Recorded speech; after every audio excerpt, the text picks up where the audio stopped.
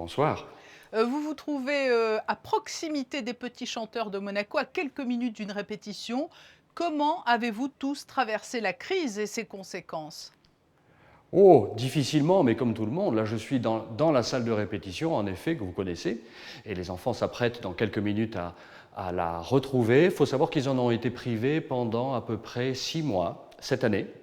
Nous avions recommencé au mois de septembre de manière assez confiante, et puis après la situation s'est un petit peu dégradée, est devenue complexe, notamment en raison à partir de début janvier de la mise en place des couvre-feux. Il faut savoir que j'ai plus de la moitié de l'effectif qui habite en France, et je ne voulais pas qu'une certaine partie des petits chanteurs, les résidents à Monaco, puissent être en capacité de travailler et pas les petits qui habitent en France. Et puis de toute façon, ce n'était pas profitable musicalement, donc j'ai décidé de refermer toutes les répétitions et à partir de janvier, et les enfants se sont retrouvés uniquement 4-5 fois pour préparer des grandes célébrations. Donc ça a été vraiment, vraiment chaotique, en complément bien sûr de la grande interruption qui a eu lieu en 2020, dès le début de la pandémie au mois de mars et jusqu'à la reprise voilà, le premier confinement jusqu'à la reprise de septembre. Très compliqué. Dans quel état d'esprit, se trouve-t-il aujourd'hui? J'imagine qu'il y a beaucoup de joie, hein? Ils sont contents, en fait, ils se sont retrouvés il y a exactement 2 semaines. Ils recommencent un petit peu à feuilleter leur dossier de programme de concert, puisque pour la deuxième année consécutive, et pour la première fois de leur histoire depuis 1974, les petits chanteurs ne sont toujours pas en capacité de partir en tournée de concert à l'étranger. Oui, alors quel est le calendrier, des jours et semaines à venir? Il y aura une pause à la faveur de l'été et donc la traditionnelle tournée estivale sera annulée? Voilà, absolument. Nous devions l'an dernier, en 2020, retourner pour la 10e ou 11e fois, si je ne me trompe pas, aux États-Unis. La tournée a été reportée à 2021, et puis évidemment, maintenant nous savons que ce n'est pas possible, donc elle est reportée à nouveau à 2022, selon un périple New York, Philadelphie, Washington, Miami. Mais là, je vais les emmener une semaine du 4 au 11 juillet en Bourgogne pour faire un stage musical, parce qu'évidemment, après toute cette période extrêmement chaotique, il y a besoin de refaire pas mal de techniques et de reprendre du temps musical de répétition dans un très bel endroit près d'Autun, en pleine forêt, un centre culturel magnifique.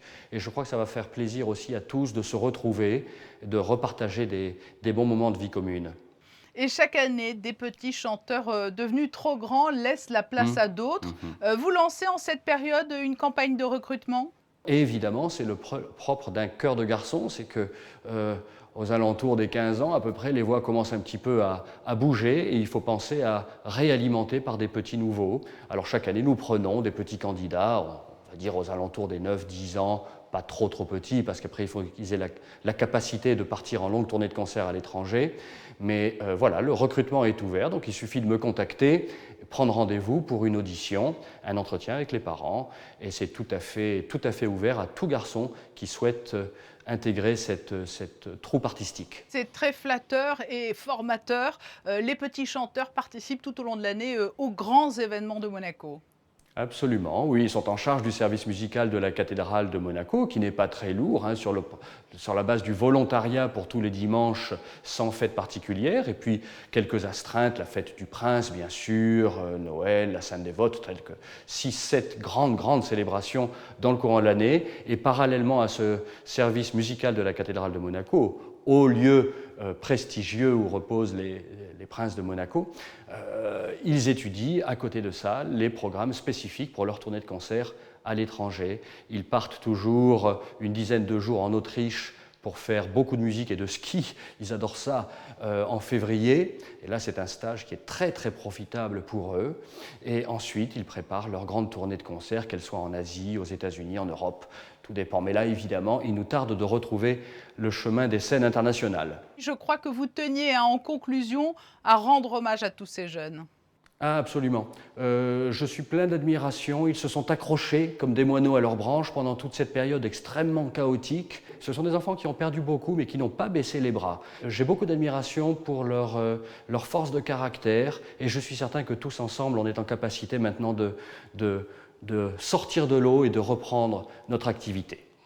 Pierre Debat, merci d'avoir répondu à notre invitation pour mettre à l'honneur les petits chanteurs de Monaco. Merci à vous.